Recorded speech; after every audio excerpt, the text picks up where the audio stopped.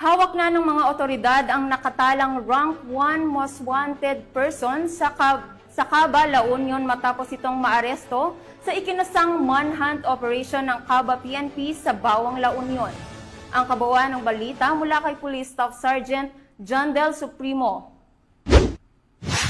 Matagumpay na naaresto ng pinagsanib na pwersa ng Caba PNP, katuwang ang mga operatiba mula sa La Union PIU at PIT La Union ng RIU-1, ang isang rank 1 most wanted person sa bayan ng Caba, La Union, sa barangay Kinabiti, Bawang, La Union noong Hunyo 21, 2025.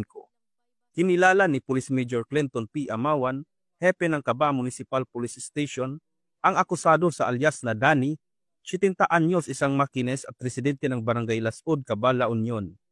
Dagdag pa ni Police Major Amawan, inaresto si alias Danny sa bisa ng warrant of arrest para sa kasong rape sa ilalim ng Article 266-A Paragraph 1, kaugnay ng Article 266-B ng Revised Penal Code as amended by RE 353 o ang Anti-Rape Law of 1997 kung saan walang piyansang inirekomenda.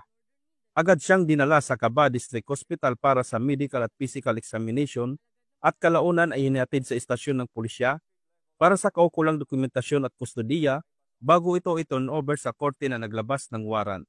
Samantala, ang matagumpay na operasyon na ito ay bahagi ng patuloy na kampanya ng Caba PNP laban sa kriminalidad upang mapanatili ang kapayapaan at seguridad sa kanilang komunidad.